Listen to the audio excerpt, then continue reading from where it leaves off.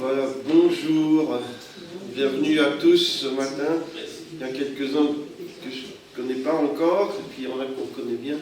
Voilà, bienvenue à chacun. Donc ce matin, on a des invités, on a Nadège et à l'envers les enfants qui nous fait le plaisir de leur visite. Et voilà, je propose qu'on prie peut-être avant de commencer. Et puis on attend que le pasteur arrive, je pense qu'il a été chercher des gens et puis des fois la grille est fermée ou des choses comme ça. Enfin, voilà, il est sûrement en train d'arriver. Et je ne sais pas si vous avez vu qu'on ne peut pas se garer aussi dans la rue aujourd'hui à cause du jogging de Verviers. Vous avez vu ça, vous n'êtes pas garé là. Voilà, on va prier. Salut Emmanuel. Après, on aura peut-être 2-3 annonces et puis on aura 2-3 chants. Voilà, merci Seigneur pour ces moments qu'on peut passer ensemble dans ta maison. Je prie que ce soit des moments bénis. Merci parce que tu es là au milieu de nous. Sois vraiment glorifié dans tout ce que nous faisons. Tu es Seigneur, tu es le roi, tu règnes sur tout. Et Seigneur, je te prie que tu agisses, Seigneur, que tu parles encore aujourd'hui, que tu touches les cœurs, que tu touches les vies. Seigneur, s'il y a des gens qui ne te connaissent pas encore et qui sont là ou qui vont regarder la vidéo plus tard, eh bien, qu'ils soient touchés par l'amour de Dieu, qu'ils crient à toi. Et tu as dit ceux qui crient vers toi et qui croient en Jésus, ils seront sauvés. Merci Seigneur d'encore guérir des gens. Si des gens sont là, ils sont malades, ils ne sont pas venus parce qu'ils sont malades, mais toi tu es le Dieu qui guérit. Tu es le Dieu qui délivre, tu es Dieu qui résout tous les problèmes, quelle que soit la chose dont nous avons vraiment besoin dans notre cœur, mais Dieu connaît, Dieu le sait. Merci Seigneur d'agir, de faire du bien à chacun encore aujourd'hui. Dans le nom de Jésus, et ce matin nous sommes venus pour te louer, pour t'adorer, pour élever ton nom au-dessus de tout nom. Il n'y a aucun autre nom comme le nom de Jésus. Merci Seigneur Jésus. Amen. Amen. Voilà, on a quelques chants. Alors, aussi d'abord, on a 2-3 annonces, donc je vous le dis déjà, comme ça vous pouvez retenir. Donc le mardi, on a une réunion pour les dames, c'est à 14h. Vous êtes toutes bienvenues. Le soir, on étudie un peu la Bible, on parle un peu de la Bible. Chacun peut un peu dire son avis, ses questions, ce qu'il a compris, ce qu'il n'a pas compris, ce qu'il a aimé, etc. Ce mardi, c'est actes 7 et 8. Vous pouvez déjà lire à la maison et réfléchir à la maison, actes 7 et 8. Voilà, à 19h mardi. Alors jeudi à 19h, on prie. Et puis samedi matin, on donne du café, surtout quand il fait chaud, on met une table dehors, on donne du café, du Fanta, enfin voilà, ou d'autres marques. Et voilà. Et donc vous êtes les bienvenus aussi, vous passez le samedi matin, vous passez devant, vous verrez, on est là. Et c'est gratuit, évidemment. Puis on peut aussi prier pour vous ou avec vous si vous voulez. Le dimanche, eh bien, on a comme aujourd'hui le culte avec les enfants jusqu'à 12 ans qui ont leur réunion à eux.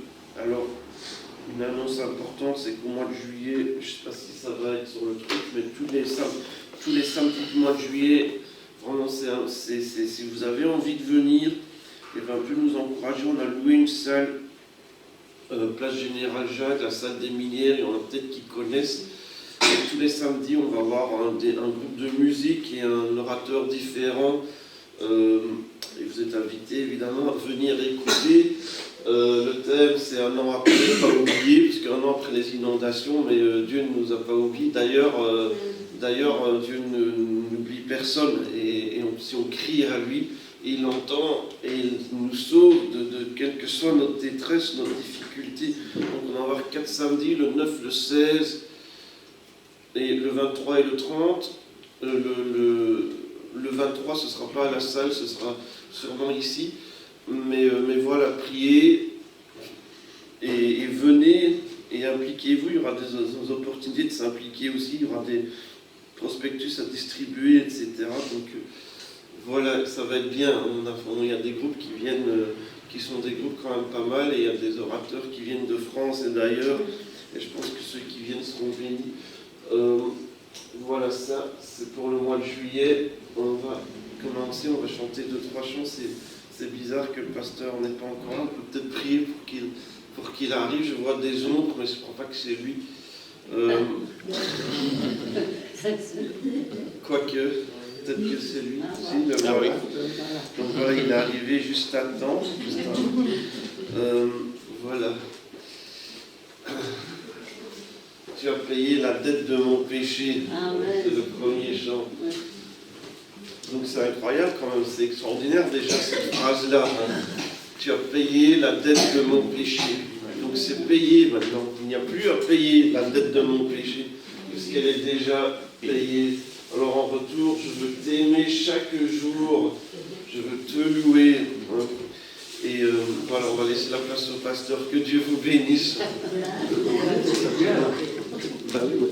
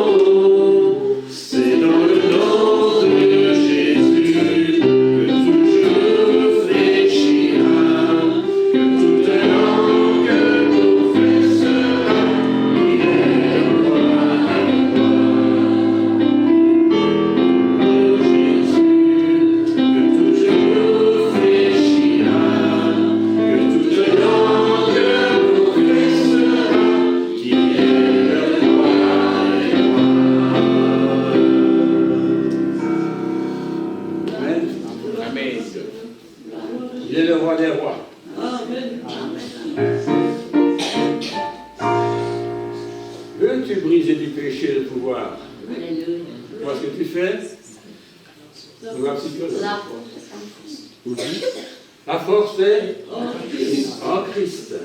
Amen. Et toute la force est là.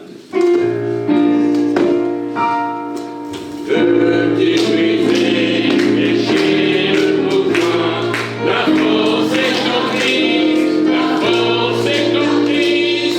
Si dans ton cœur tu veux le recevoir, la force est dans le sang de Christ. Je suis fort, et plus que vainqueur par le sang de Jésus.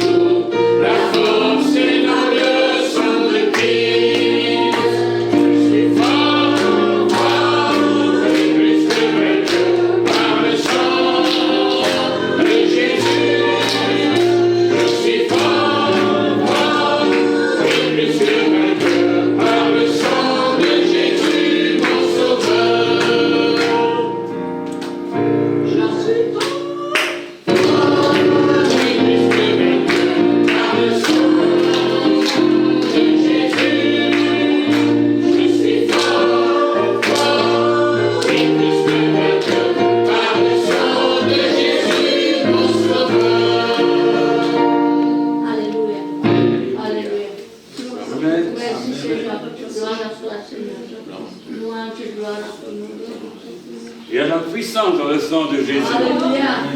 Il y a la puissance dans le sang de Jésus. C'est une phrase un peu bizarre peut-être pour les gens qui ne connaissent pas bien la Bible, hein, mais parce qu'il y a la puissance dans le sang de Jésus. Ben oui, parce que dans le temps passé, on avait offert un mouton, un tout petit mouton, mais le sang, c'est côté la porte des gens. Et quand l'ange de la mort est passé au-dessus, le simple sang autour de la porte a protégé les gens qui étaient à l'intérieur. Et à partir de là, ils sont partis d'Égypte. C'est quand les Juifs sont sortis d'Égypte, il y avait le sang d'un mouton qui les a protégés. Pourtant, un mouton, c'est un lion, je comprendrais, ou un tigre, mais un mouton, c'est vraiment tout petit, c'est sans défense, c'est sans attaque, c'est pas, comment dirais-je, c'est pas un animal dangereux, quoi, hein, pour mettre en fuite l'ennemi. Pourtant, il y avait la puissance simplement dans le sang de Jésus, dans le sang de l'agneau dans ce cas. D'accord? Mais c'est Dieu, bien sûr, amen, qui à travers la faiblesse voulait montrer quelque chose. C'est que Dieu n'a pas besoin d'avoir quelqu'un d'extrêmement puissant pour faire quelque chose. Il peut utiliser quelque chose d'extrêmement faible pour renverser les puissants. Alléluia. Et quand Jésus est venu, il n'était pas tellement puissant, on ne peut pas dire un guerrier, il n'avait pas des armes, il n'a pas conquis le monde avec, comme Napoléon, hein, avec des armes. Il a conquis le monde avec l'amour. Et plus par la faiblesse que par de la force. À tel point que dans l'Apocalypse, il est dit que nous l'avons vaincu par le sang de l'agneau. On parle de Jésus comme un agneau. Et Jean, l'apôtre, a pris un mot qui n'est pas très courant, même dans ce testament ailleurs, il dit un petit agneau. Un agneau, c'est un petit, mais un petit agneau, c'est le mot grec qui est utilisé. Le sang de l'agneau qui nous a lavé tout péché, parce qu'il est mort sur la croix. Et quand on croit en Jésus, c'est bien sûr la puissance de Dieu qui agit. Mais vous croyez que son sang a coulé pour vous obtenir votre pardon, votre rédemption, la grâce, la puissance dans ce sang est incroyable. Les gens ont été changés radicalement, tout simplement croyant que Jésus était mort sur la croix pour eux il y a 2000 ans. Et pourtant, il y a une efficacité aujourd'hui, une puissance dans ce sang, qui change les gens, une mentalité, parfois même les circonstances, la puissance. Il dit, mais Seigneur, comment est-ce possible de croire dans le sang de Jésus? Mais c'est surtout l'efficacité, la raison. Il a donné sa vie pour moi. Il a donné sa vie à ma place. Et par cette offrande, il obtient la grâce de Dieu pour moi. J'ai la grâce, le cadeau du pardon, parce que quelqu'un a payé pour moi. Quelqu'un a versé son sang. Quelqu'un a été amené comme un mouton à l'abattoir. Et il a pendu sur une croix. Il n'avait rien fait de mal. Et là, sur la croix, il disait encore, Père, pardonne-leur. Ils ne savent ce qu'ils font. Et un brigand, à côté de lui, a dit, souviens-toi de moi quand tu viendras dans ton règne. Cet homme croyait que Jésus allait régner. Alors ils étaient à quelques heures de la mort, l'un et l'autre.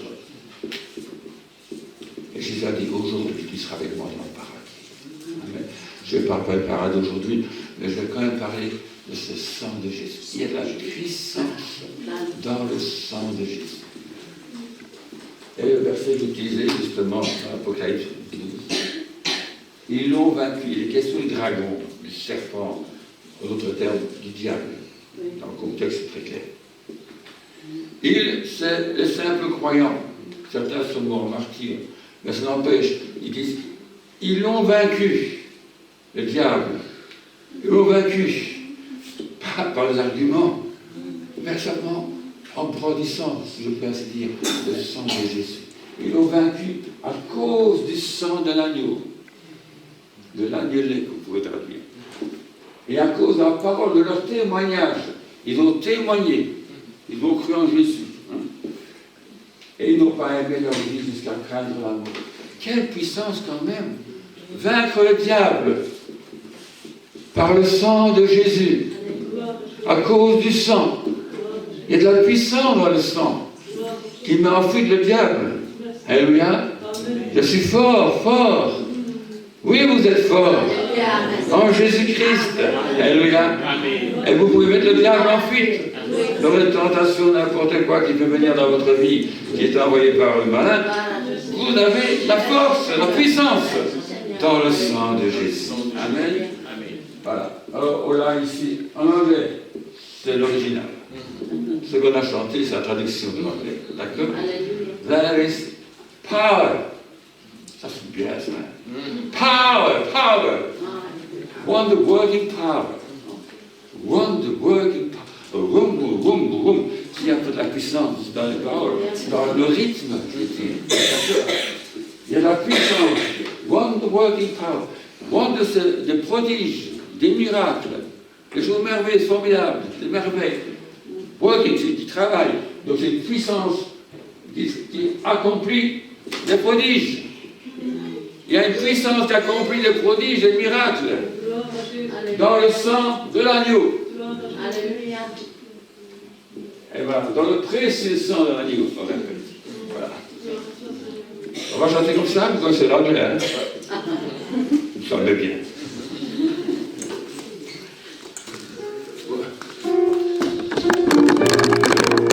There is power, power, wonder working power in the blood of the Lamb. There is power, power, wonder working power in the precious blood of the Lamb. There is power, power, wonder working power in the blood of the Lamb. There is power, power, wonder working power in the precious blood of the Lamb. Voilà, c'est très bien, vous avez fait des progrès. Vous aurez votre diplôme de ça.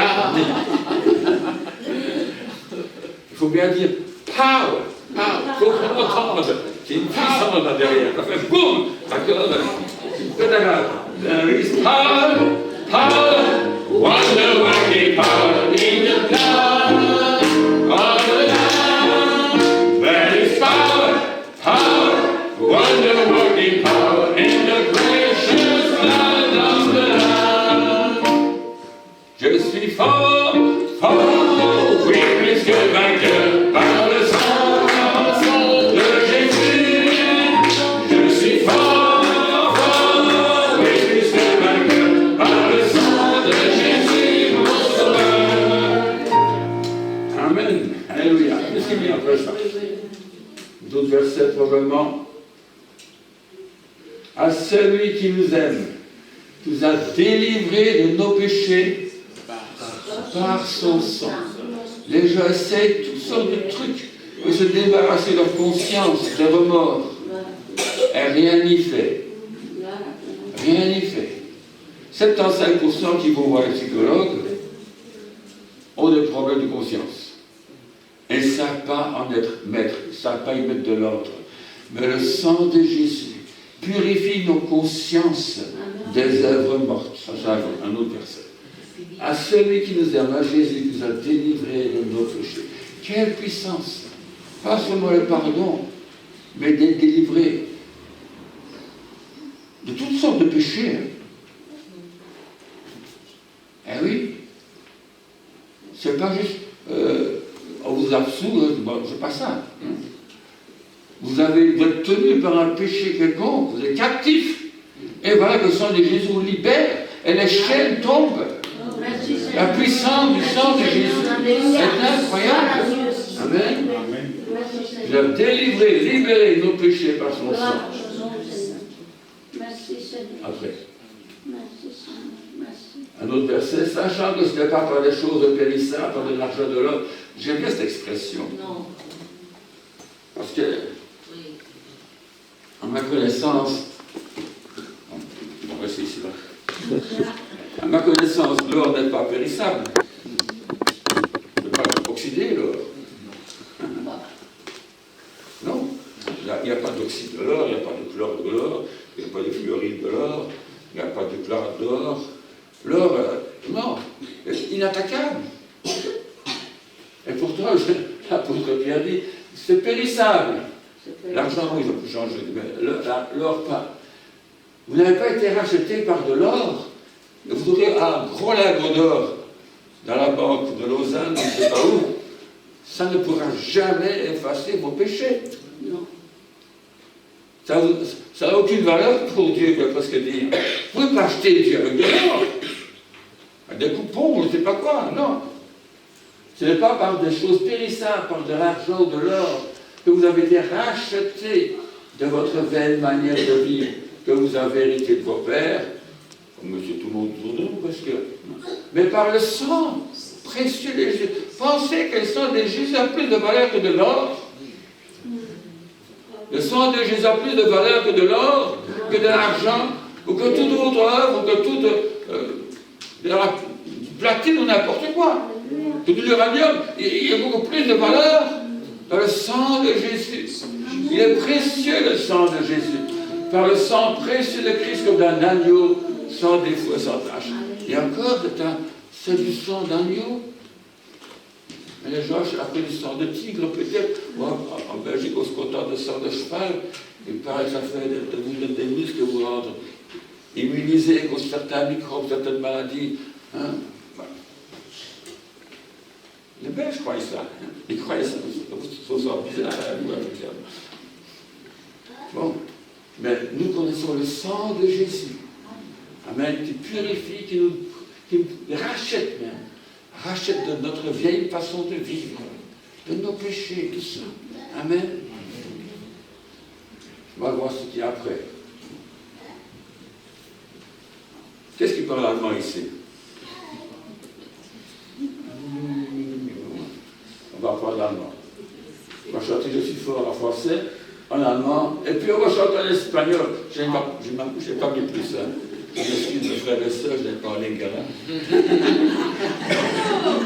C'est dommage, ça viendra. Je suis fort, fort, oui, puisque le cœur par le sang de Jésus. Je suis fort, fort, oui, puisque le cœur par le sang de Jésus, mon sauveur. Es ist Kraft, wunderbare Kraft in den Blut, es ist Kraft, wunderbare Kraft in den Blut,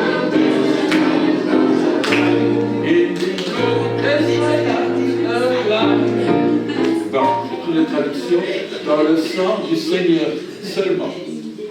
D'accord? Seulement. Ça, c'est l'allemand.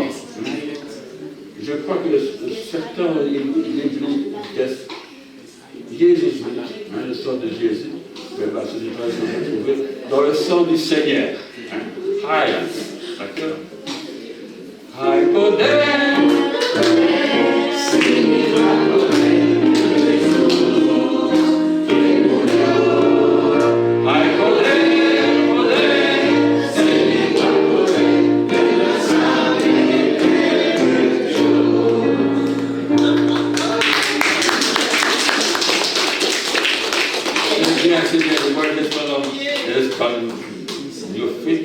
Qui s'applaudissent. C'est une grande poder. Amen. Une puissance inégalable. Une puissance inégalable. Alléluia. Amen. Hay poder, poder, sin igual poder de Jesús, quien murió. Hay poder, poder, sin igual poder en la sangre de Dios. Hay poder, poder, sin igual poder en Jesús, quien murió. Hay poder, poder, sin igual poder en la sangre de Dios. Amen. Voilà. On en place encore sur la prochaine feuille.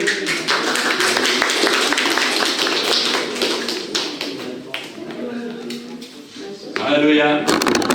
Il n'y a pas pareil, sin igual poder. Il n'y a pas une puissance pareille au sang de Jésus. Alléluia. Les gens essayent par des œuvres, par toutes sortes de philosophies, par je ne sais pas quoi encore, d'essayer de se débarrasser de toutes sortes de trucs et de machins qui leur collent à la peau. Il y a quelque chose qui sauve, c'est la puissance de Jésus.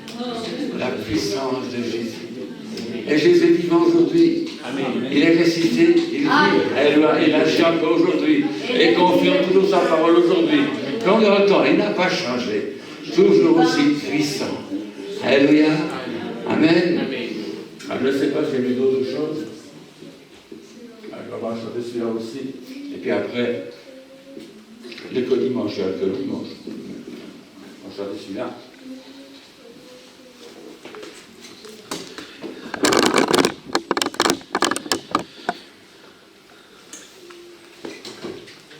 Je compte sur vous parce que on a écrit la musique. Les autres, ça va. L'écriture, c'est presque pour quelqu'un un problème de vue. Et j'en ai plus, c'est encore quelque chose de lire. L'écrit tout petit, encore tout clair. Donc, il fait ça, on va foncer.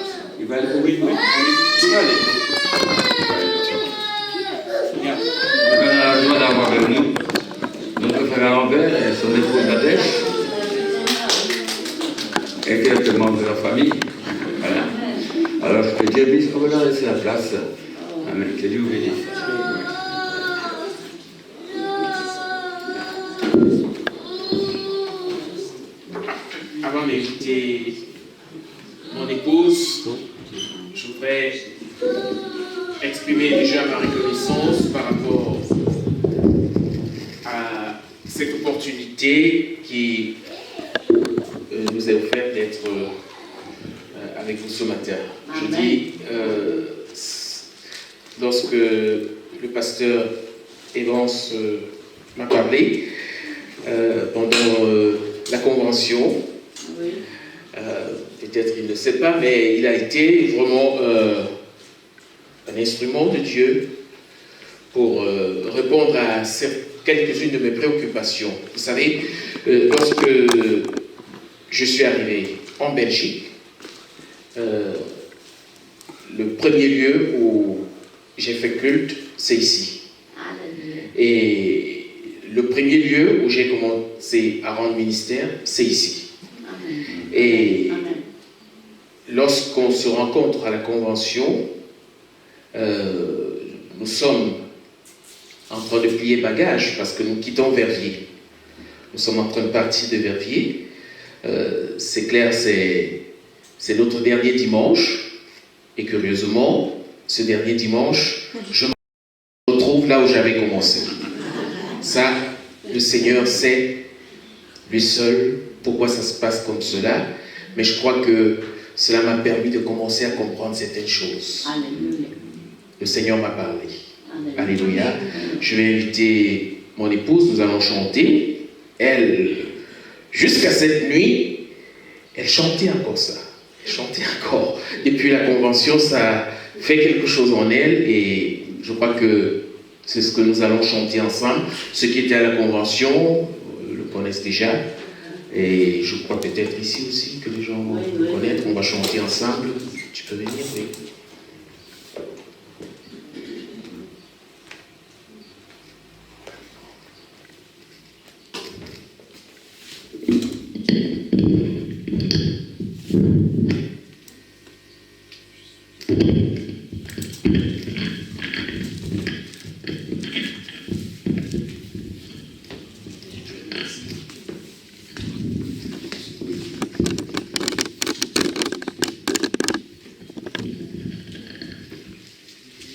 Qui suis-je pour que le roi des cieux m'ouvre ses bras?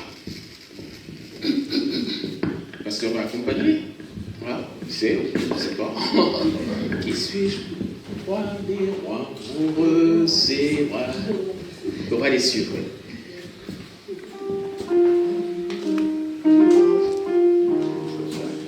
Qui suis-je pour que le roi des cieux m'ouvre ses bras? Son amour pour moi, son amour pour moi, il m'a libéré, ma dette est payée, je suis enfant de Dieu, je suis à lui, et en sa maison,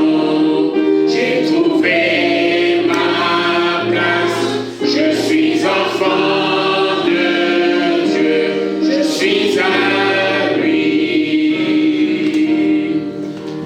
Il m'a acheté à la croix grâce à son âme. J'étais esclave du péché, mais il m'a sauvé. Jésus m'a sauvé. Il m'a libéré.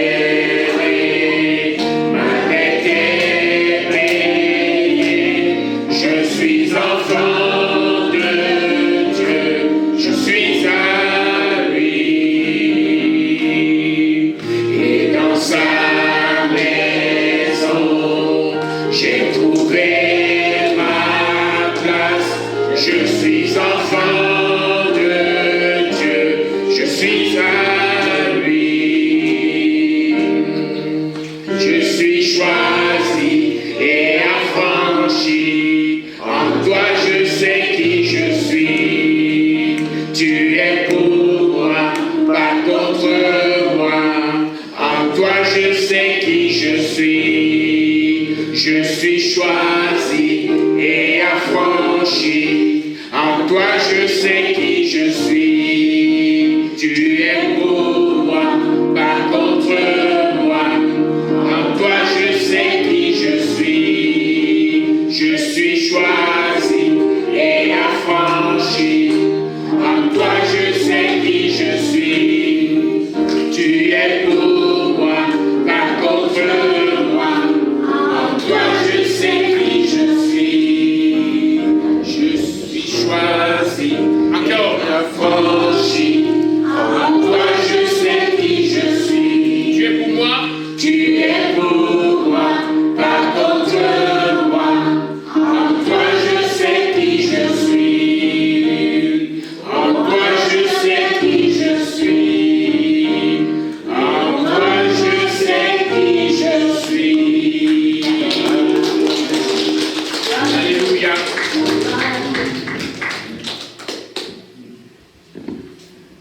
chanter le chant suivant, gloire à son nom, gloire au nom de Jésus. Alléluia. Alléluia.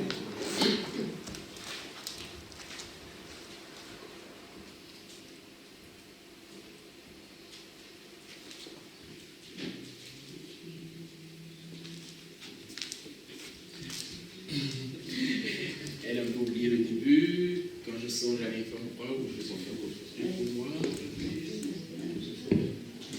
Les femmes croient. Voilà, elle s'est retrouvée. Elle a passé toute la nuit à chanter ça, donc elle ne pouvait pas oublier. Ok.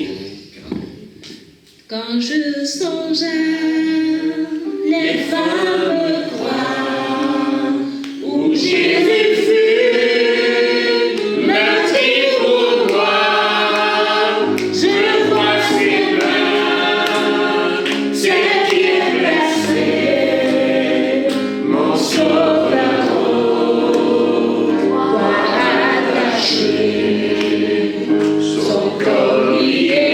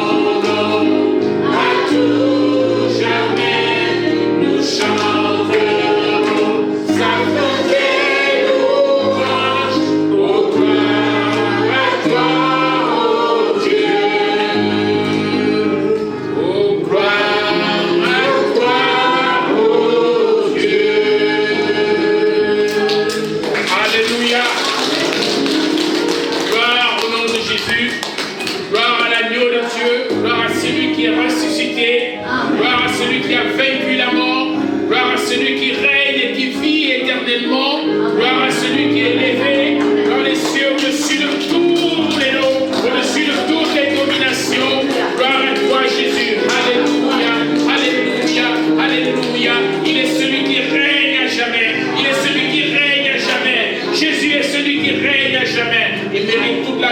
donner la gloire. Alléluia. Gloire à ton nom, Jésus. Gloire à ton nom, Jésus. Alléluia. Gloire à Jésus. Alléluia. Nous allons chanter ce chant. Dick Lefata, c'est le nom de celui qui a composé ce chant, qui m'a beaucoup béni et que je voudrais qu'on puisse apprendre, ne serait-ce que le refrain, ensemble. Il est sur le trône, il est sur le trône, il est sur le trône, et parce qu'il est sur le trône, tout va bien.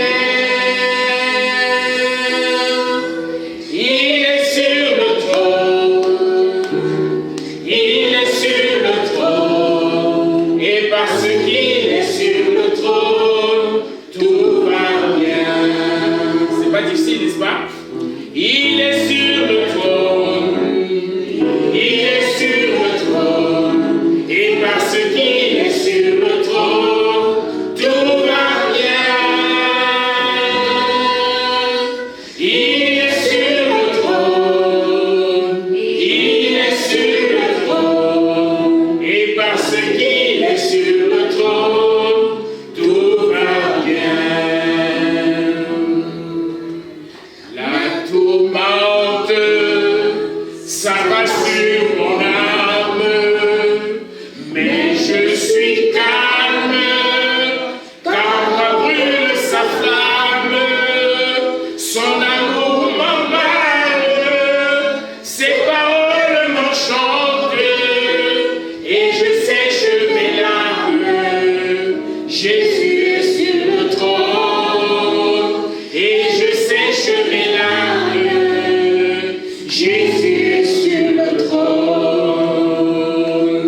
La tourmente s'abat sur mon âme, mais je suis calme, car moi brûle sa flamme, son amour m'emballe, ses paroles m'enchantent, et je sèche mes larmes.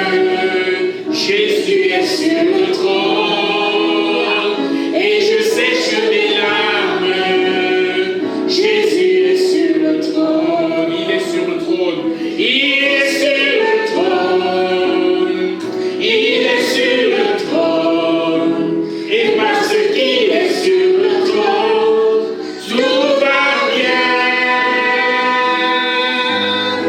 Il est sur le trône, il est sur le trône, et parce qu'il est sur le trône, tout va bien. Il est sur le trône, il est sur le trône, il est sur le trône, et parce qu'il est sur le trône, tout va bien. Il est sur le trône, il est sur le trône, et parce qu'il est sur le trône, tout va bien. Voici la piste, par ici passe les justes.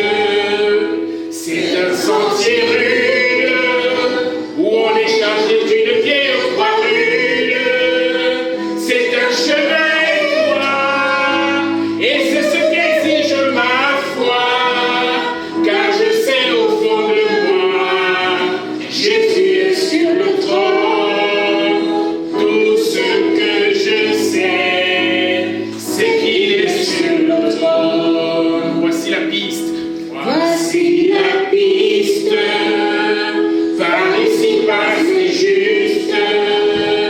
C'est un sentier rude, où on est chargé d'une vieille croix rude.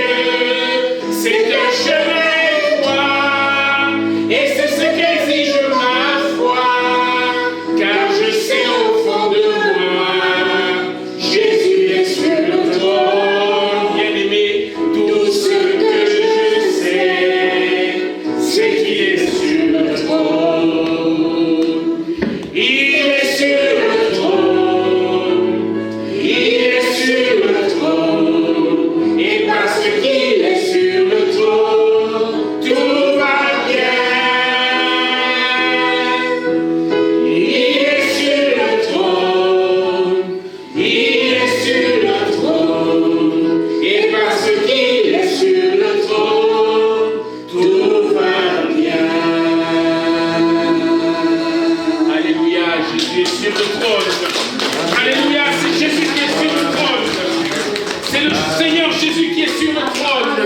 Et parce que c'est Jésus qui est sur le trône, on peut dire que tout va bien.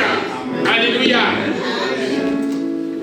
Il y a des hommes qui sont sur le trône. Mais ces mêmes personnes qui les ont amenés à se retrouver sur le trône ne sont pas toujours satisfaits de ce qui est en train d'être fait par cette personne qu'ils ont portée sur le trône. Alléluia. Les mêmes personnes qui ont crié pour propulser cette personne sur le trône il y a juste quelques mois, c'est les mêmes qui critiquent.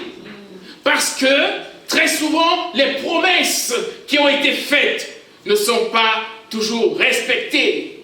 Et parfois, ces personnes ont toute la bonne volonté de respecter leurs promesses. Mais quand ils arrivent sur le trône, ils se rendent compte qu'ils n'ont pas les moyens pour pouvoir tenir toutes leurs promesses. Mais je bénis le nom de celui qui est sur le trône, parce que celui qui est assis sur le trône est celui qui sait tenir ses promesses. Alléluia. Amen. Ce que Jésus promet, il l'accomplit. Jésus n'est pas celui qui nous trompe. Jésus n'est pas celui qui nous flatte pour être sur le trône. Et d'ailleurs, il y a une chanson en lingala que j'aime tellement. Cette chanson qui nous fait comprendre que celui-là est sur le trône et il doit y rester. Il doit rester sur le trône.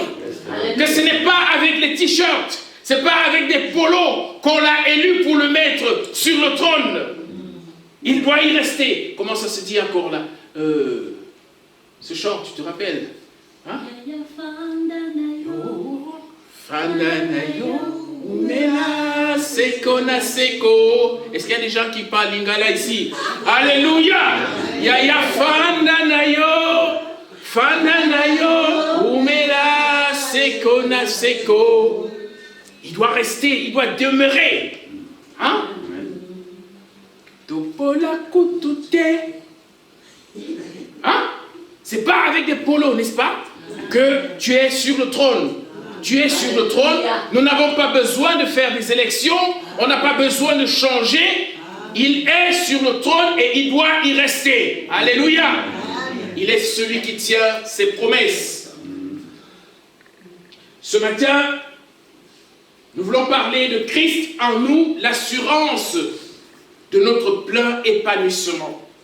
Christ en nous, l'assurance de notre plein épanouissement. Et là, j'ai repris ce que beaucoup de psychologues utilisent pour présenter les différents besoins des hommes. Et selon eux, voilà les différents besoins de l'homme qui sont présentés sous la forme d'une pyramide avec à la base des besoins physiologiques, la nourriture, on a besoin de manger, on a besoin de tout ce qu'il faut pour être bien. Besoin de sécurité, n'est-ce pas? Il y a tellement de sécurité, sécurité sociale, sécurité dans les assurances, sécurité par-ci par-là. On est en quête d'une sécurité, n'est-ce pas? D'une manière ou d'une autre. Et on va voir, je me rappelle, même avec nous, on nous disait, tu es dans quelle mutualité? Je suis dans tel nom, là-bas. On n'assure pas tellement la sécurité à tel domaine, va plutôt là-bas. Et j'ai vu des gens qui vont d'une mutualité à une autre à la recherche d'une certaine sécurité. Le besoin d'appartenance, le besoin d'estime et le besoin de s'accomplir. C'est là le plus haut des besoins, n'est-ce pas? Et c'est ce que j'appelle ici notre plein épanouissement. En Jésus, nous avons tout cela. Nous avons tout cela en Jésus-Christ. Et nous allons pour cela voir le cas dans Colossiens. Je ne sais pas si j'ai mis cela dans les... Non, je ne pense pas. Donc je suis allé dans Roi. Mais ici, je vais lire avec nous ce que j'ai noté dans Colossiens, qui nous amène à voir que en Jésus, nous avons tout. Colossiens, oui. Chapitre 10, et le verset 2... Non, Colossiens... non, je n'ai pas noté ça là-bas, je n'ai pas noté ce passage. Je suis allé directement dans le roi. Nous dit que vous avez tout pleinement en lui, qui est le chef de toute domination et de toute autorité. En Jésus, nous avons tout pleinement. Lui qui est le chef de toute domination. Alléluia. En Jésus, nous avons tout pleinement. On a toutes ces choses. Et on va revenir dans le cas donc de 2 Rois, chapitre 4, verset 8. On est revenu? Ok, oui, je vais donc faire la lecture.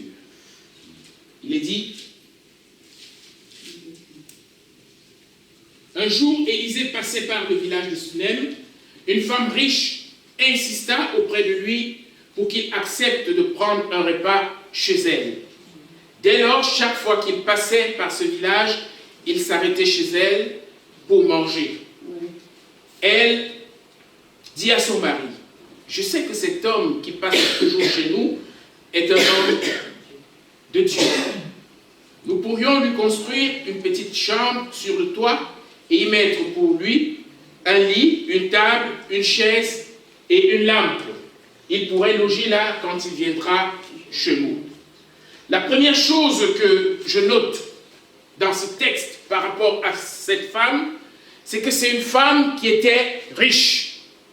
La Bible signale très bien que cette femme était riche et elle était mariée. Pourquoi je souligne cela? Parce qu'aujourd'hui, on a tendance à penser que les gens qui s'attachent à Dieu, les gens qui s'attachent à Jésus, sont des personnes qui sont pauvres, qui sont à la recherche des richesses. Et parfois aussi, à l'église, dans les messages, on a donné l'impression que c'est un milieu où on peut permettre aux gens de devenir riches. C'est comme si l'église était un lieu pour chercher à s'enrichir. Et par ça, on confirme donc, d'une manière ou d'une autre, que l'église est donc un rassemblement de personnes qui sont en quête d'une certaine richesse. Mais ici, on nous dit que cette femme, elle était riche. Elle n'avait pas besoin des sous, n'est-ce pas? Elle n'avait pas besoin de sous. Non. Et elle était mariée, parce que on se rend aussi compte parfois que pour beaucoup de jeunes filles, elles pensent que l'église, c'est un rassemblement de personnes qui sont à la recherche d'une sécurité dans le domaine conjugal.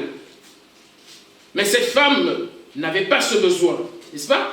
Elle n'avait pas besoin parce qu'elle avait déjà son mari et elle était riche.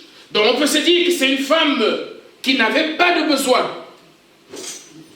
Ses besoins semblaient être totalement comblés. Mais on va se rendre compte qu'elle avait constaté sûrement qu'il lui manquait toujours quelque chose. Malgré ses richesses, malgré la présence de son mari, malgré tout ce qu'il y avait autour d'elle, et elle l'a même dit au prophète, si vous continuez la lecture, qu'elle habite au milieu de son peuple. Elle avait cette impression d'avoir tous ses besoins comblés. On pouvait le dire, qu'elle avait tous ses besoins comblés. Mais non, elle a ressenti qu'elle avait besoin de quelque chose. Elle a exprimé une soif.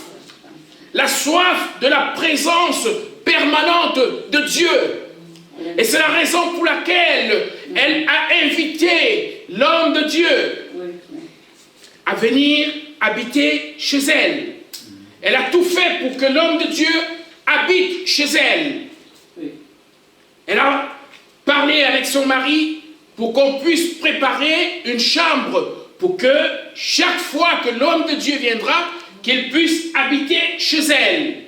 Pourquoi cette femme a fait cela avec insistance? C'est parce qu'elle s'est rendue compte qu'au fond d'elle, malgré ses richesses, malgré la présence de son mari, qu'elle avait besoin de Dieu. Elle avait besoin de la présence de Dieu. Parce que Dieu nous apporte toujours au-delà de ce que nous pouvons espérer. Dieu nous apporte toujours au-delà de ce que les biens matériels, périssables, comme le pasteur disait ce matin, peuvent nous procurer. il y a un prédicateur qui disait, citant un autre, qu'il y a un vide dans le cœur de l'homme que seul Dieu peut combler. Alléluia. Et cette femme a compris ce secret. Elle a perçu ce secret-là. Elle a perçu ce que l'apôtre Paul nous dira plus tard dans Colossiens, que en Jésus, on a tout. On a la plénitude. Alléluia. Amen. Pour être totalement épanoui, pour s'épanouir librement, pour s'épanouir pleinement, elle avait besoin de la présence permanente de Dieu. Et on va se rendre compte en lisant ce texte que pour cette femme, le prophète venait dans cette ville, ce n'était pas tout le temps. Il y a des moments où il venait. Ce n'est pas tout le temps qu'il venait. Donc il y a des moments quand même où la chambre de l'homme de Dieu restait vide. On peut se dire que pendant l'absence de l'homme de Dieu, peut-être la femme se sentait dans un vide, parce que l'homme de Dieu physiquement n'était pas là. Mais je veux nous dire, peuple de Dieu, aujourd'hui, nous avons la grâce d'avoir la présence permanente de Dieu avec nous et en nous. Alléluia. Parce que Jésus est mort et est ressuscité, nous avons le privilège d'avoir la présence permanente de Dieu qui habite en chacun de nous. Alléluia. Nous n'avons plus besoin d'attendre des moments où l'homme de Dieu va venir. Nous n'avons plus besoin d'attendre des moments où on va être en train de chercher l'homme de Dieu, comme beaucoup malheureusement le font aujourd'hui. Beaucoup sont à la recherche de l'homme de Dieu. Beaucoup sont encore à la recherche d'un puissant homme de Dieu pour venir combler leurs besoins. Mais je veux dire, au lieu d'être à la recherche des puissants hommes de Dieu, il faut avoir soif du puissant Dieu des hommes.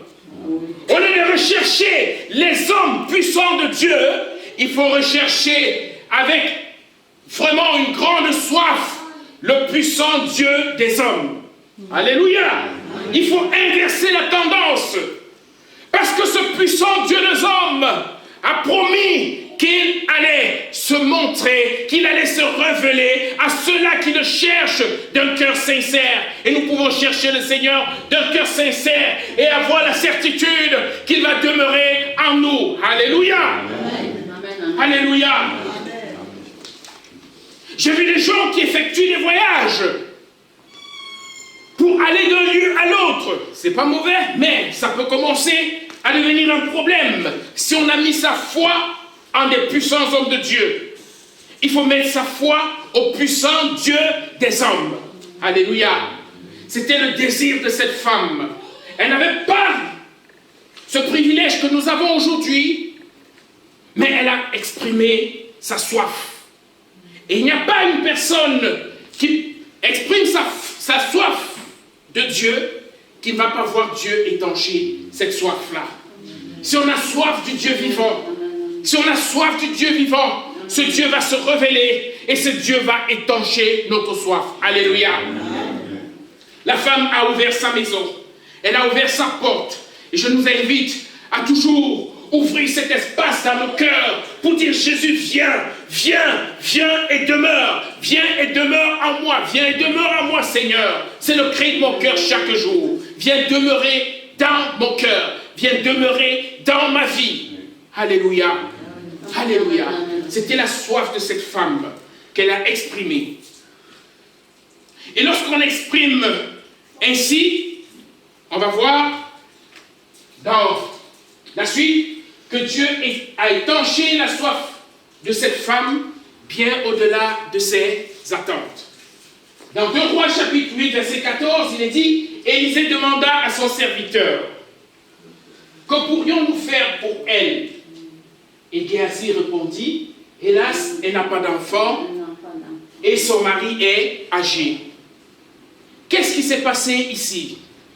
La femme, par l'acte qu'elle a posé, l'homme de Dieu a voulu savoir qu'est-ce qu'il pouvait faire pour réellement combler sa joie, pour amener sa joie au comble, pour l'amener réellement à pouvoir aller dans une autre dimension de son épanouissement. Mais la femme a dit non. Et l'homme de Dieu, c'est un homme. Même s'il parle au nom de Dieu, il est quand même un homme. À son niveau, humainement parlant, il s'est mis à réfléchir et il s'est dit, mais qu'est-ce qu'il faut faire pour cette femme? Peut-être faut-il parler d'elle au roi. Peut-être faut-il qu'elle puisse avoir les faveurs du roi. Et je crois qu'à nos jours, plusieurs nous allions dire oui, c'est ce que je veux. Je veux une opportunité pour rencontrer le roi. Je veux une opportunité pour pouvoir parler au roi. Nous aussi, on a eu à le faire après les inondations, parce que nous étions aussi touchés. Et quand on a appris que le roi venait à Verviers, on a dit non, il faut qu'on aille le rencontrer. Il faut qu'on aille voir le roi. Nous sommes allés, et je croyais que j'étais plus violent que mon épouse, mais pendant que je cherchais des chemins pour arriver près du roi, je me rends compte qu'elle est en train de réaliser l'interview avec le roi, et j'ai dit, ah, ça, elle m'a devancé alors.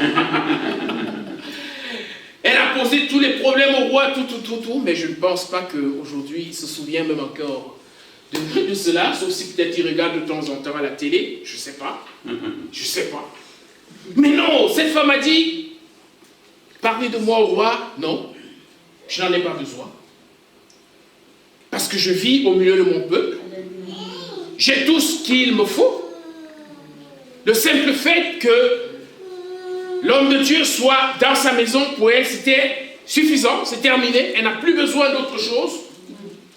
Ou alors, elle croyait qu'elle n'avait plus besoin d'autre chose. Mais l'homme de Dieu a cherché à savoir qu'est-ce qui pouvait réellement amener son épanouissement à une autre dimension. La femme n'a pas osé dire à l'homme de Dieu qu'elle n'avait pas d'enfant. Oui, peut-être pour elle, dans son vécu, elle est arrivée à un niveau où elle s'est dit, ce n'était plus possible. Et ça ne sert à rien de présenter ça encore comme un besoin. Parce que le moment où c'était pour moi un besoin est déjà passé. À quoi ça va me servir? Maintenant, je ne pense même plus que ce soit possible que je puisse avoir encore un enfant. Elle était dans cette condition. Et vous savez, souvent, nous avons des besoins qu'on a parfois exprimés, et à un moment, on a commencé à croire que ce n'était plus possible. N'est-ce pas? Et on n'a plus voulu y penser. Mais cela ne veut pour autant pas dire que cela ne demeure pas un besoin. Parce qu'il y a sûrement des moments où cela refait surface, mais on se console par le fait que non, il ne faut plus y penser, c'est trop tard, cela ne peut plus se réaliser. Mais non, le Seigneur a amené le serviteur d'Élisée à exprimer ce besoin, a dit non, elle n'a pas d'enfant. Et parce que cette femme avait soif de Dieu, voilà que le besoin qui était enfoui en elle et qu'elle n'osait même pas exprimer, le Seigneur a rencontré ce besoin-là. Il a rencontré ce besoin parce qu'il est le Dieu de toute possibilité. Il est le Dieu en qui il n'y a rien d'impossible. Il est le Dieu qui connaît nos besoins. Alléluia! Il connaît nos besoins profonds. Il connaît les besoins qu'on n'arrive même pas à exprimer, qu'on ne peut même pas partager avec des humains. Le Seigneur connaît ces besoins-là. Les besoins secrets que tout seul, de temps en temps, lorsque tu te retrouves tout seul, tu peux pleurer, tu peux gémir et dire, oh, si cela pouvait se réaliser. Le Seigneur connaît ce besoin que tu as dans tes moments secrets.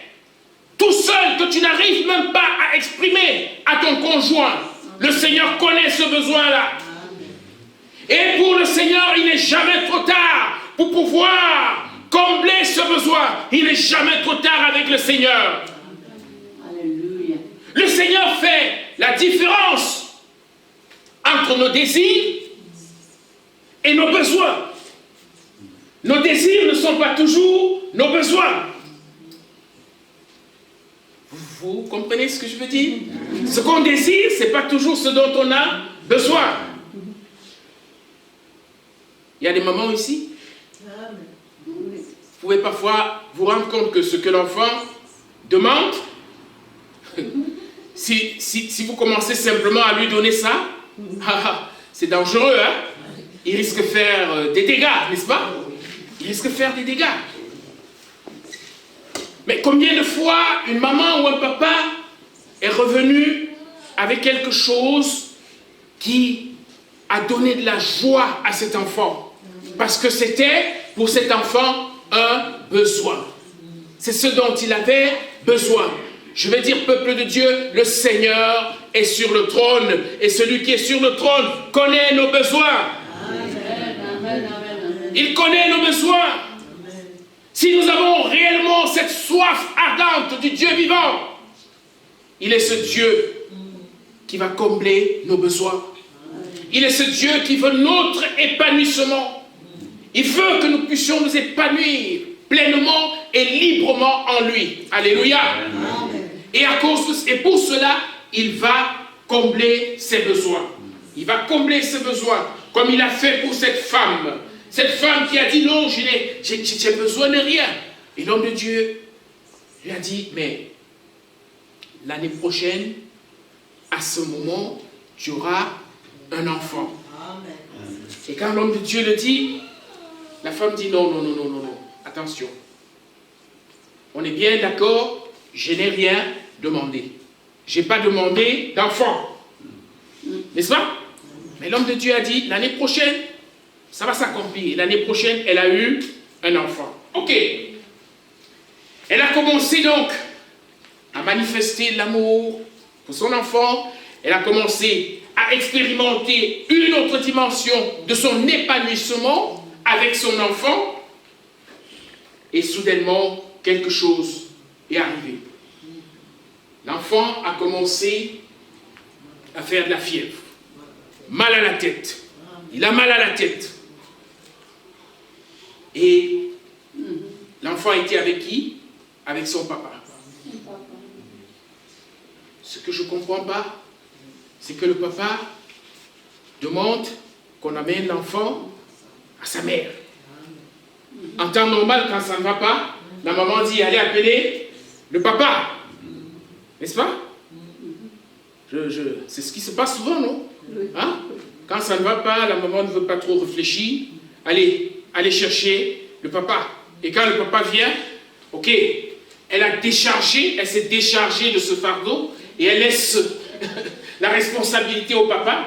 Tu sauras sûrement comment faire pour trouver des solutions, parce que c'est à toi de trouver des solutions. Et j'ai parfois entendu des femmes dire, mais il me sert à quoi s'il ne peut pas trouver des solutions? J'ai parfois entendu dire cela, mais il me sert à quoi? Mais non, voilà l'homme qui demande plutôt d'amener l'enfant chez sa mère. Je crois que cet homme a réalisé que cette femme avait quelque chose de spécial, quelque chose de particulier. Et la chose de spécial et de particulier que cette femme avait, c'était cette grande soif pour Dieu qui a amené la présence de Dieu dans leur maison. Et je crois que en cela, il n'a pas eu tort. La femme a pris l'enfant et l'enfant est décédé sur les genoux de sa mère. Il est mort sur les genoux de sa mère. Et quand l'enfant meurt, qu'est-ce que la femme fait? Elle entre dans le deuil. Elle se jette par terre et commence à pleurer. Qu'est-ce que la femme a fait? Elle s'est souvenue de ce qu'elle a commencé à faire pour inviter la présence de Dieu dans sa maison. Elle est rentrée à cet endroit qu'elle avait consacré au Seigneur dans sa maison. Elle allait laisser l'enfant dans cette chambre qu'elle avait préparée pour le Seigneur. Quel grand enseignement que dans les moments difficiles, dans les moments les plus difficiles, qu'on n'oublie pas les expériences qu'on a eue avec le Seigneur. Parce que chacun ici peut être témoin d'une seule petite chose à ses yeux que Dieu a accompli dans sa vie. Et si Dieu a accompli cela, alors, même par rapport aux expériences dont on fait face, on doit se souvenir que ce Dieu est encore capable. Alléluia.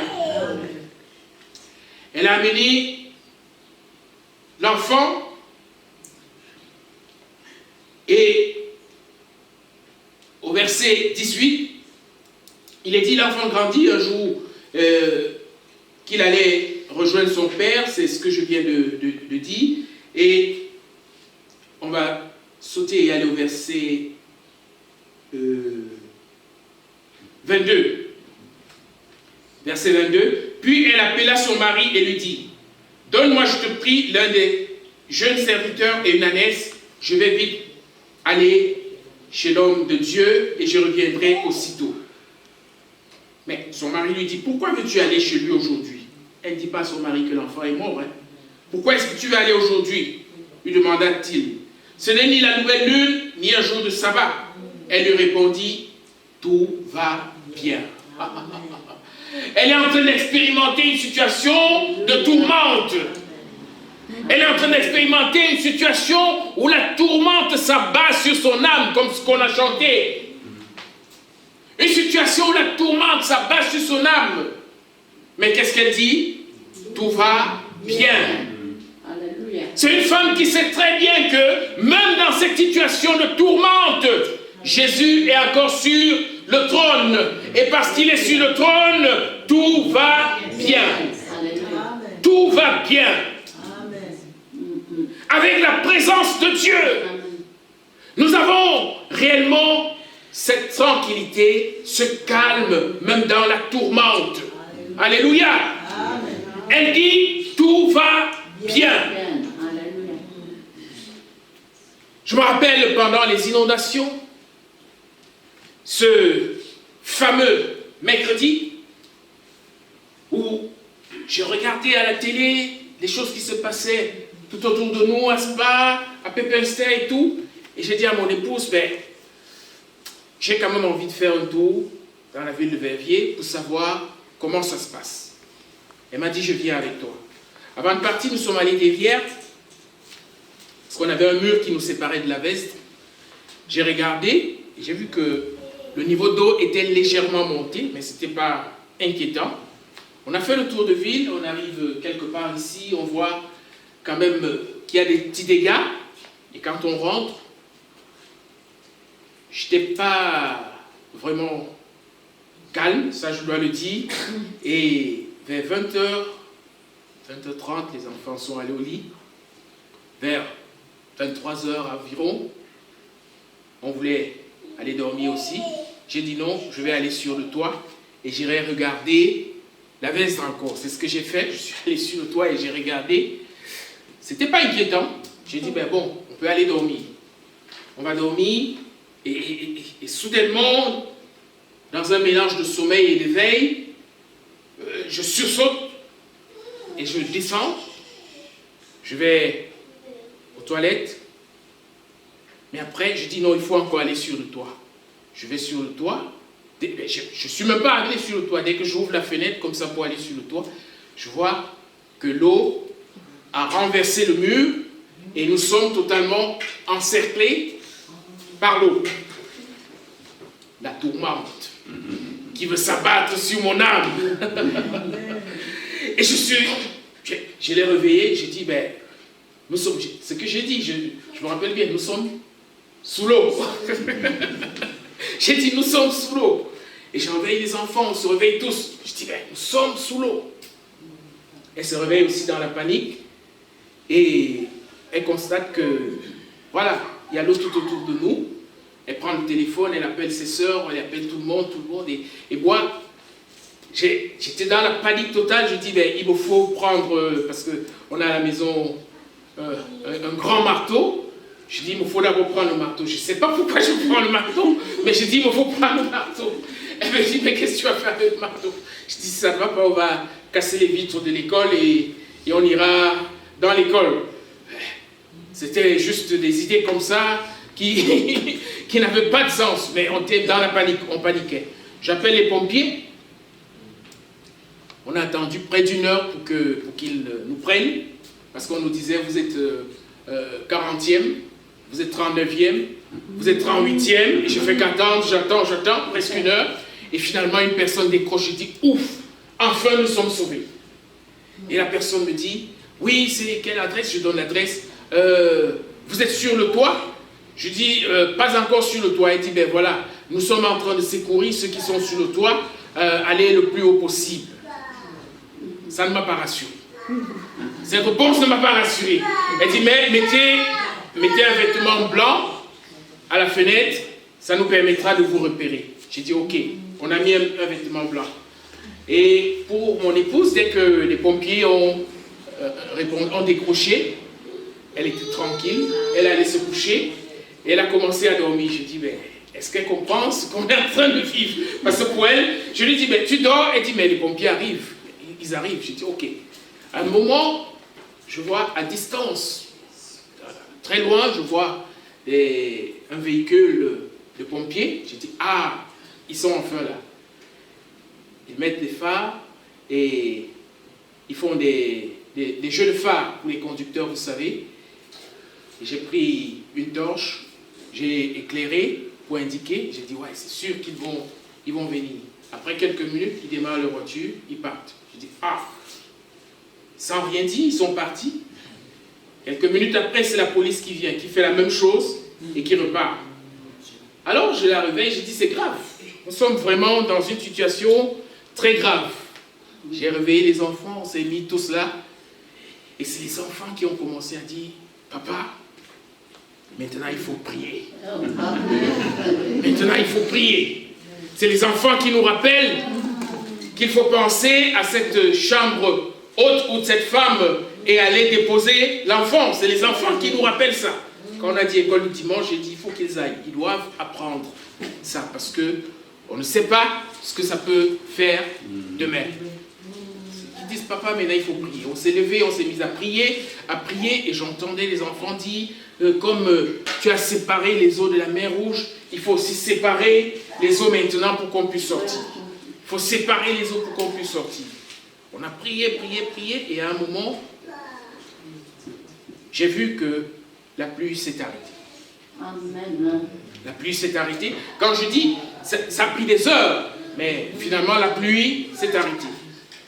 Et quand la pluie s'est arrêtée, devant notre rue, on a vu que l'eau partait d'un sens et dans l'autre.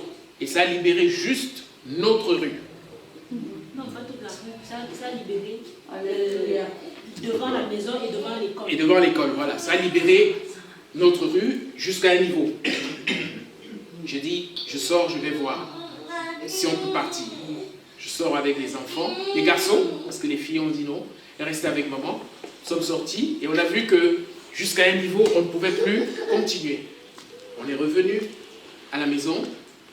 Mais là, c'est poussé par l'Esprit maintenant. Ce n'est plus moi, c'est l'Esprit de Dieu qui dit, il faut partir d'ici maintenant, il faut partir. Je dis à mon épouse, on part. Elle dit, ben, moi je ne sais pas nager, comment on va faire? Toi tu ne sais pas nager. Nous ne savons pas nager. Les garçons nous disent, non papa, c'est pas grave, on va vous montrer comment on nage. Pour eux, c'était pas si grave, je vous assure, c'était pas si grave. J'ai dit, mais non, comment est-ce qu'on va faire pour sortir d'ici? Mais je sentais qu'il fallait partir de là. Alors j'ai dit, mais moi je vais partir. Elle dit, moi je reste. En ce moment, on n'était plus dans les meubles. Elle dit, moi je reste. Moi je dis, moi je pars, je reste, je pars. Et il y a une de ses amies qui l'appelle et dit, on vient d'annoncer qu'on va encore libérer les eaux d'un barrage. Donc, il faut partir. Et c'est comme ça qu'on est sorti. Et ne sachant où aller, c'est les enfants eux-mêmes qui nous disent, derrière notre école, il y a un pont. Allons voir par le pont de l'école. On est passé par là. Les policiers avaient mis des barrières qu'on ne passe pas. J'ai vu juste un tout petit passage. Et l'eau était juste presque au niveau du pont. Et j'ai dit, ben, pensez au Seigneur, pensez à Dieu. Ne regardez pas l'eau, mais regardez juste le pont et traversons. C'est comme ça qu'on a traversé.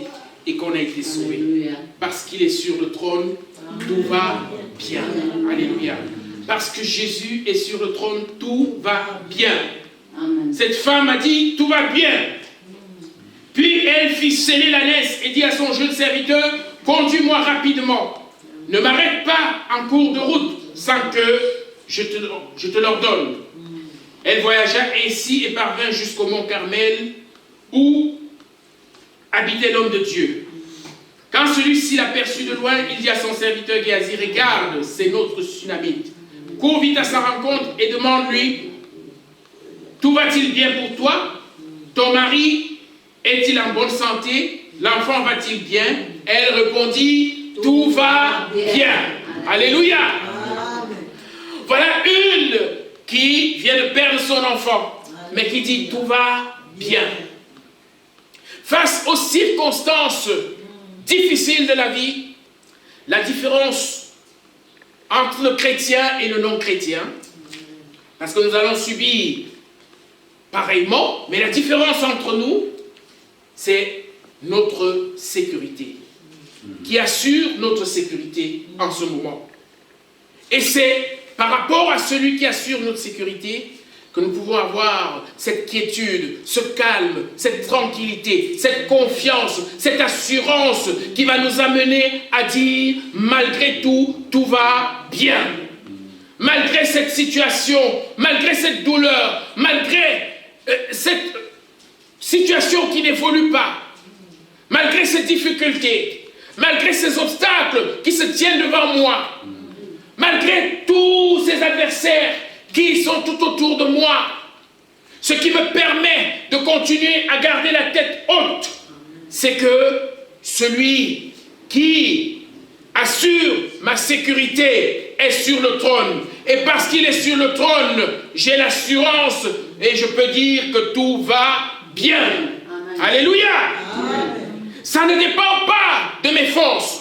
Ça ne dépend pas de mes compétences, ça ne dépend pas de mon intelligence, ça ne dépend pas de mes habiletés, ça ne dépend pas de mes richesses. Cette femme était riche, ça ne dépend pas de mon mari, ça ne dépend pas de ma femme, mais ça dépend de celui en qui j'ai mis ma confiance et qui est assis sur le trône. Ça dépend du Seigneur Jésus, le roi des rois, le Seigneur des seigneurs. C'est par lui que je peux dire que tout va bien. Alléluia. Avec Jésus, tout va bien. Parce qu'en réalité, c'est celui-là qui a le pouvoir du dernier mot. Le dernier mot revient à notre Seigneur. Alléluia. Job a connu des situations désastreuses, des situations catastrophiques. Des malheurs qui sont arrivés dans sa vie. Au point où, même avec son épouse, il ne se comprenait plus. Maudit Dieu et meurt. Ce que son épouse lui conseillait de faire. Mais Job savait une chose. Il savait que son Rédempteur est vivant et il se lèvera le dernier. Alléluia. Notre Rédempteur est vivant, alléluia. Jésus est vivant, alléluia. Il est sur le trône. C'est lui qui règne et qui domine. Au-delà de toute puissance, au-delà de toute autorité, au-delà de toute domination, c'est Jésus qui a le dernier mot, alléluia. Nous n'avons pas à avoir peur, peuple de Dieu. Nous n'avons pas à paniquer, peuple de Dieu. Nous n'avons pas à craindre comme les personnes qui n'ont pas d'espérance. Parce que notre Rédempteur est celui qui est assis sur le trône et celui qui règne. Alléluia. Amen. Elle a dit, tout va bien. Tout va bien. Alléluia. Et dans cette assurance, dans ce calme, dans cette confiance en l'homme de Dieu. Et vous voyez tout le trajet qu'elle a fait. Quand on essaye de regarder dans les commentaires bibliques, on va se rendre compte qu'elle a parcouru environ 40 km pour aller chercher l'homme de Dieu. pour aller chercher la solution de Dieu, pour aller chercher le secours de Dieu. Mais je dois dire que ici et maintenant, ce secours est disponible. Tout près de toi, maintenant, ce secours est possible. Tu peux jouir de ce secours. Tu n'as pas besoin d'effectuer des kilomètres. Parce que le Seigneur est ressuscité. Il est vivant. Il est là avec nous. Il est là en nous. Alléluia. Il est en nous.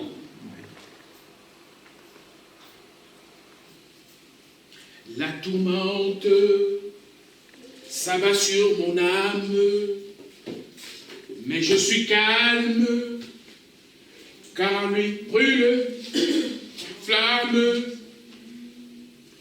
Son amour m'emballe, et je sèche mes larmes. Que quelqu'un puisse sécher ses larmes ce matin. Que les larmes soient séchées ce matin. Que les larmes soient séchées ce matin, au nom de Jésus.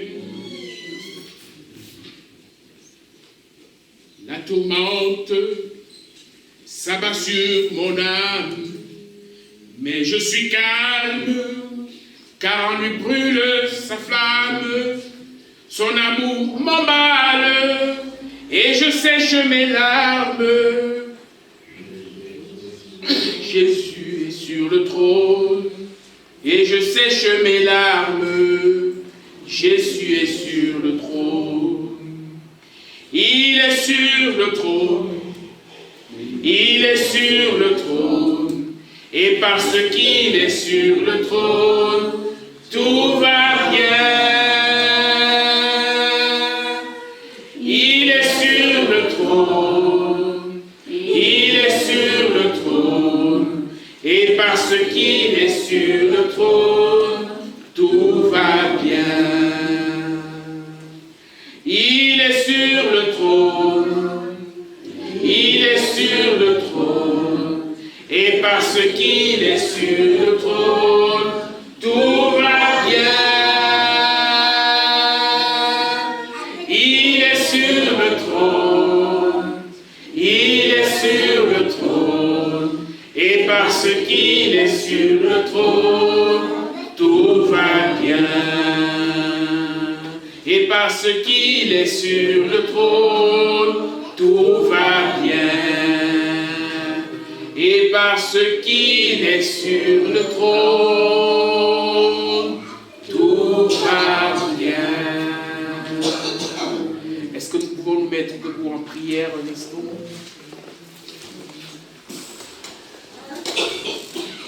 Alléluia, gloire à ton nom Jésus, alléluia, gloire à ton nom Seigneur, gloire à ton nom Jésus, gloire à ton nom, gloire à ton nom, gloire à ton nom.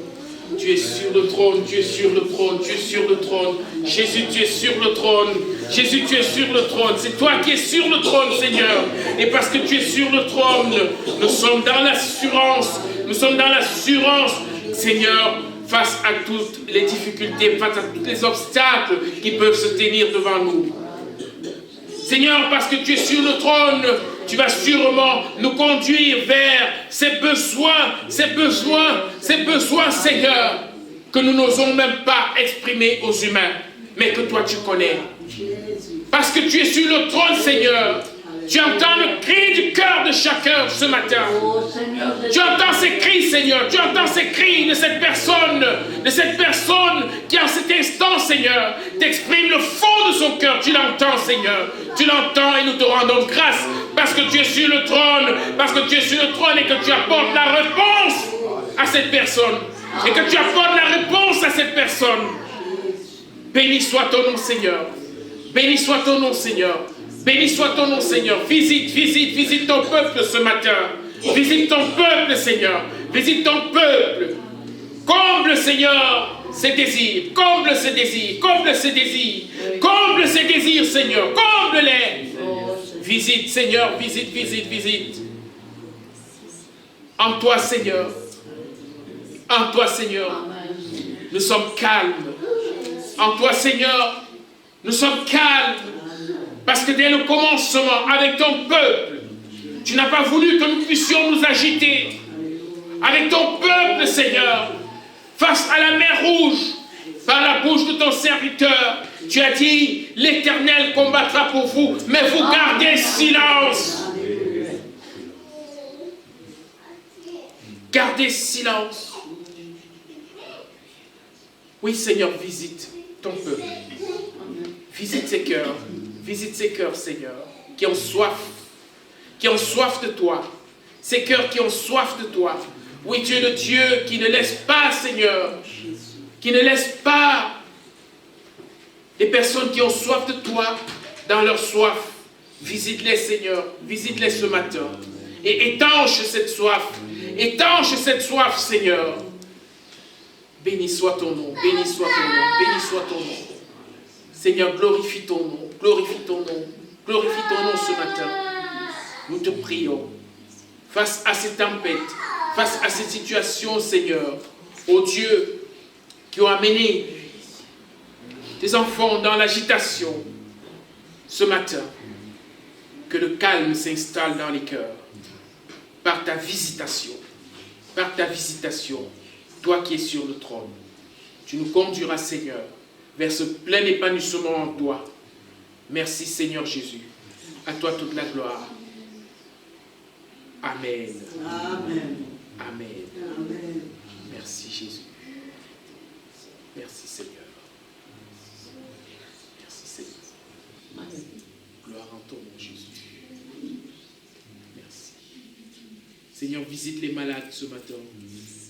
Tous ceux qui ce matin souffrent d'un mal quelconque. Tous ceux qui souffrent, Seigneur, et qui ont besoin de ta touche spéciale. Visite-les ce matin, Seigneur. Visite-les, Seigneur. Visite-les, Seigneur.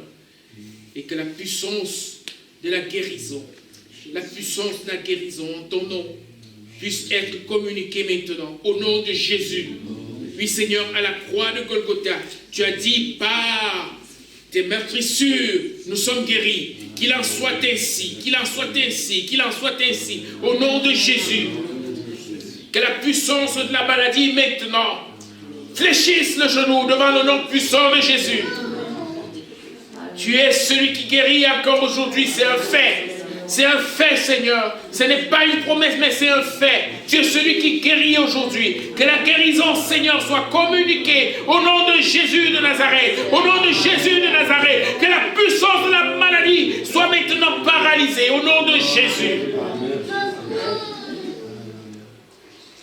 Guéris, Seigneur. Guéris, Seigneur. Guéris, Seigneur. Guéris, Seigneur. Par ta touche, guéris, Seigneur. Alléluia. Merci. Merci, Seigneur. Merci. Merci, Jésus. Merci, Yahweh. Alléluia. Gloire en ton nom. Béni sois-tu. Alléluia. Alléluia. Gloire en ton nom, Jésus. Gloire en ton nom, Jésus. Alléluia. Brillons de lumière, l'ange est descendu. Il roule la pierre du tombeau vaincu. Alléluia. À toi la gloire, ô ressuscité.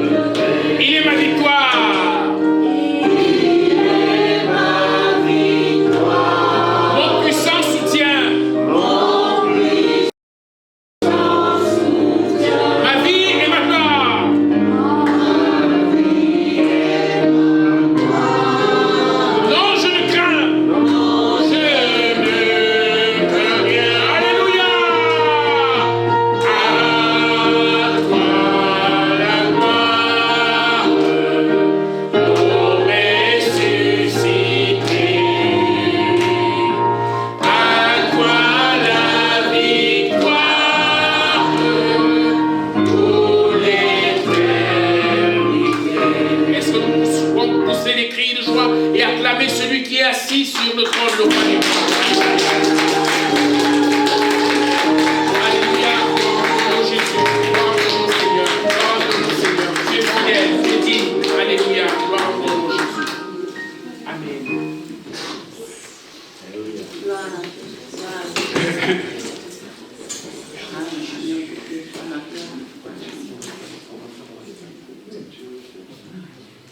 Voilà, merci à l'envers. Ah oui. Et donc pour la fin de l'histoire, vous pouvez lire dans 2 Rois chapitre 4. Oui. Ah oui.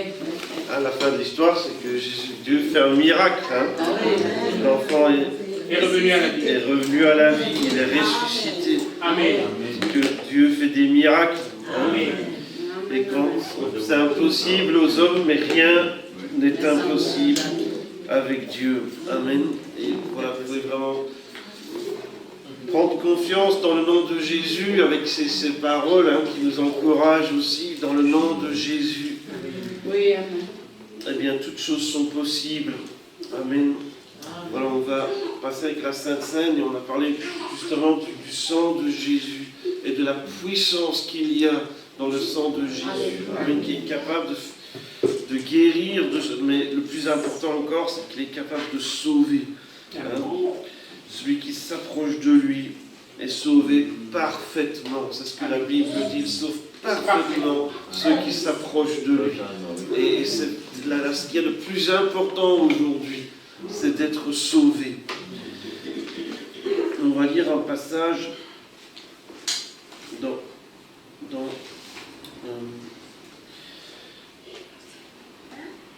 la parole de Dieu, puis on passera avec la Sainte Seine.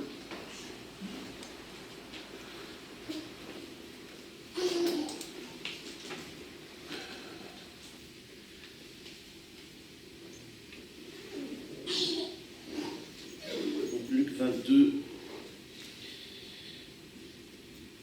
verset 17. Ayant pris une coupe et rendu grâce, il dit: prenez cette coupe et distribuez-la entre vous, car je vous le dis, je ne parlerai plus désormais du fruit de la vigne jusqu'à ce que le royaume de Dieu soit venu. Ensuite, il prit du pain et après avoir rendu grâce, il le rompit et le leur donna en disant: ceci est mon corps qui est donné pour vous. Faites ceci en mémoire de moi. Il prit de même la coupe après le souper et la leur donna en disant: cette coupe est la nouvelle alliance en mon sang qui est répandue pour vous. Amen. Et Jésus revient. Hein, on parle du royaume de Dieu qui sera venu. On dit, voilà, que c'est... Et on dit aussi de faire ces choses en pensant à ce que Jésus a fait. Donc il y a 3 dimensions. Hein. L'avenir, c'est le royaume de Dieu. Hein, et il vient bientôt et on se réjouit.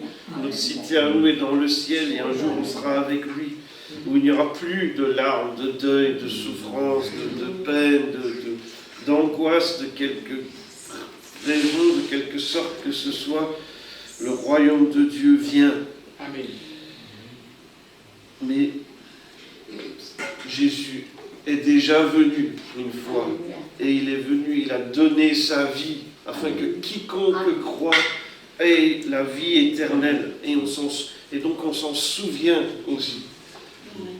Et donc, ce n'est pas l'avenir, mais on pense aussi au passé. Merci Seigneur de ce que tu as donné ta vie pour moi. Faites ceci en mémoire de moi.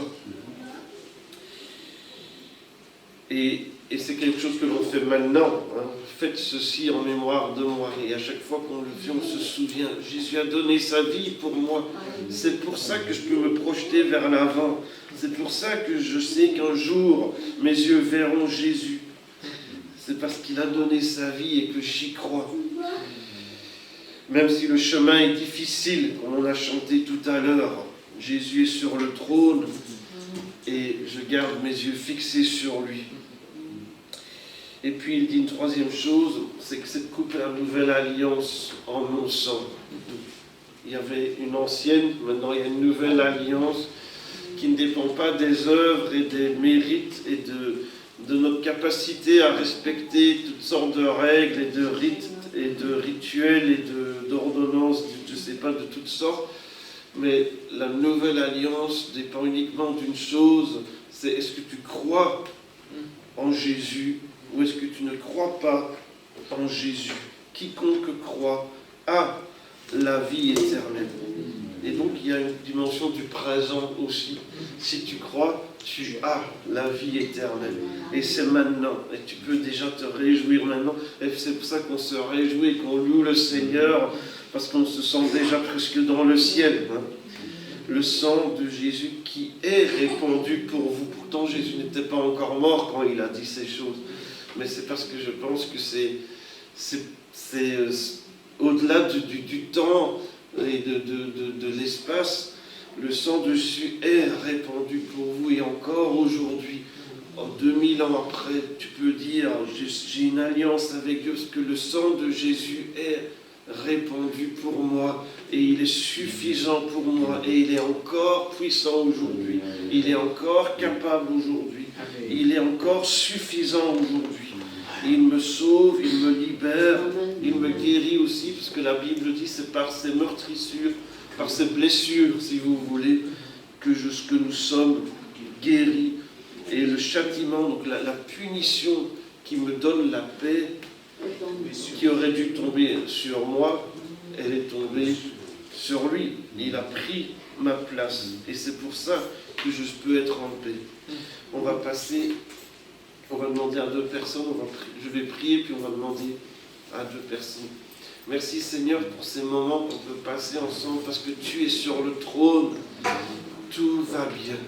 Et Seigneur, nous voulons vraiment nous confier en toi, te remettre peut-être toutes les choses qui nous inquiètent aussi dans nos vies, mais aussi on veut fonder nos vies sur la vérité de ta parole, et sur cette alliance que nous avons avec toi, qu'il n'y a rien de plus important pour nous que notre alliance avec Dieu, que notre relation avec Jésus. Et merci Seigneur d'avoir tout accompli, pour que nous ayons tout pleinement.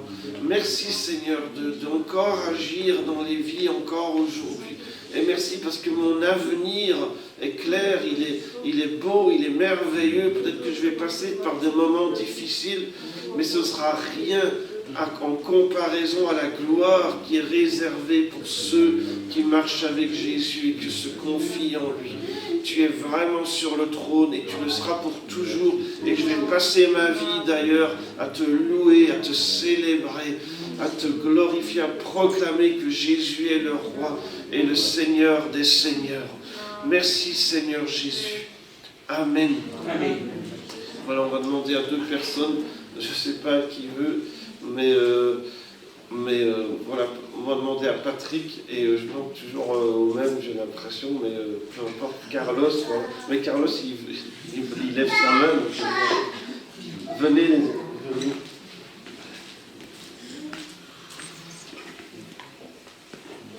Voilà. Voilà, que Dieu vous bénisse. Voilà. Oui, d'abord le pain et puis la pousse.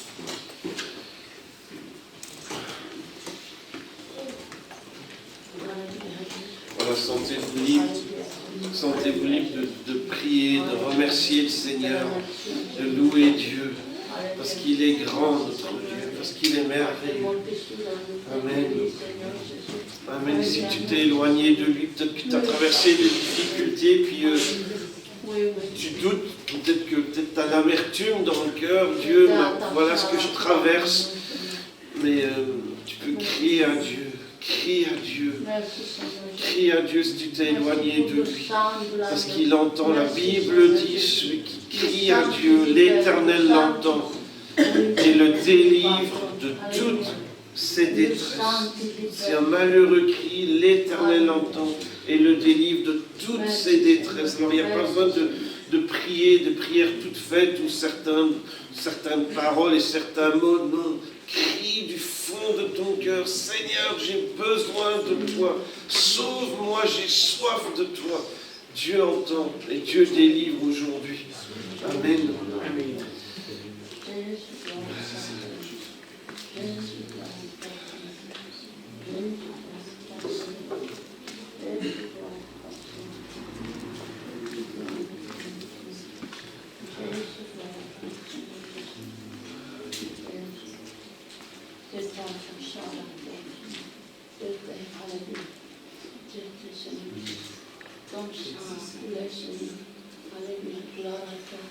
Merci Seigneur Jésus. Et avoir de la puissance dans le sang de Jésus. Merci Seigneur. Ce sang nous purifie de toute iniquité, de toute falseté, de toutes les captivités. Merci Seigneur Jésus. Que ton sang nous précède, Seigneur. Merci Seigneur. À toi l'honneur et la gloire, Seigneur. Alléluia. Merci Seigneur. Merci Seigneur.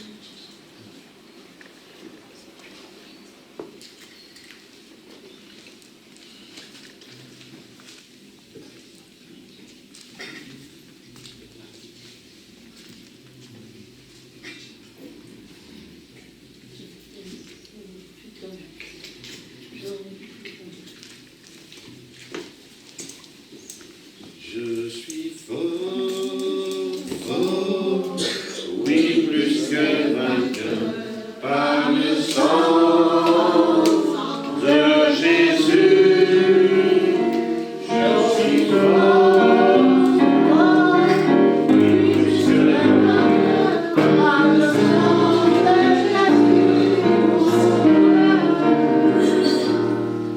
par le sang de Jésus. Je suis fort.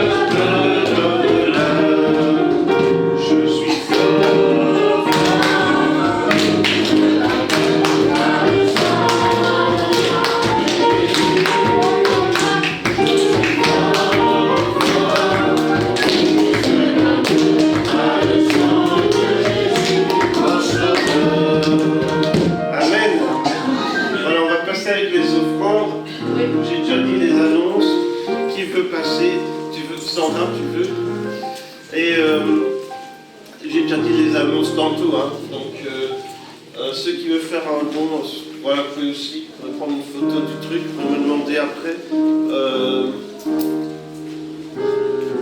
Voilà. On va continuer de chanter pendant qu'on passe. Ah oui. Veux-tu briser du péché le pouvoir? La force est en Christ, la force est en Christ. Si la force est dans le sang.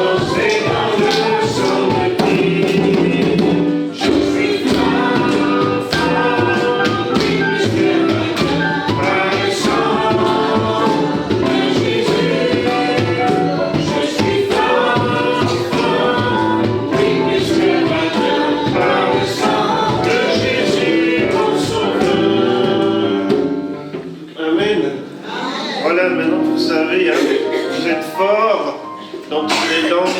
Et peut-être qu'on ajoutera des langues une fois, une autre fois. Mais voilà, merci d'être venu. On va prier, on continue de prier pour Philippe, pour Marie-Thérèse, pour Nathalie et pour Sandra aussi. Mais on veut aussi prier pour Nadège et Alembert et leur famille. Merci d'être venus ici aujourd'hui. Mais que Dieu vous dirige hein, dans l'avenir et dans ce qu'il vous réserve. Et on va prier pour eux, vous voulez bien aussi. Seigneur, je te remercie pour ces moments qu'on a pu passer ensemble ce matin. Je te prie pour Alembert, pour Nadège, pour les enfants, que vraiment tu diriges leurs pas. Merci de les avoir dirigés jusque-là. Et je pense qu'ils peuvent dire que vraiment Dieu les a conduits à diriger leur vie. Et Seigneur, tu vas continuer de diriger les choses, d'ouvrir les portes, de les amener au bon endroit, au bon moment, dans la bonne direction. Merci vraiment de poser ta main sur eux, qu'ils puissent être utiles pour toi, qu'ils puissent te servir pour être une bénédiction pour quelqu'un, pour encore amener quelqu'un à toi, Seigneur, pour faire du bien à des personnes. Merci, Seigneur, de les placer là où ils seront le plus utiles, là où il y aura vraiment le plus besoin d'eux. Et Seigneur, dirige leurs pas, Seigneur, dans le nom de Jésus. Merci de bénir cette famille, bénis les enfants aussi. Seigneur, bénis-les, Seigneur, qu'ils puissent grandir en ayant cet amour pour Jésus, cette soif de Dieu, cette assurance que Dieu est sur le trône. Merci, Seigneur, d'agir et qu'ils puissent être les témoins de miracles de Dieu, de vraiment la direction de Dieu, de Dieu qui parle et qui conduit. Et merci de les transformer de plus en plus à ton image. Merci Seigneur Jésus pour ce que tu vas encore faire. Et je te prie pour Philippe, pour Marie-Thérèse, je te prie pour Nathalie, Seigneur, et pour Sandra et pour les autres peut-être qui sont malades ou qui ont des besoins et qui ont besoin de solutions. Mais comme on a dit ce matin, Jésus est la solution. Merci Seigneur de faire des miracles pour ces personnes. Nous croyons vraiment que tu es le Dieu qui est capable, tu es le Dieu qui fait même ce qui est impossible, parce que rien n'est impossible avec Dieu. Merci Seigneur Jésus, dans le nom de Jésus. Amen. Amen. Que Dieu vous bénisse. Passez une bonne semaine sous la grâce de Dieu, sous la main de Dieu. Amen. Amen. À bientôt.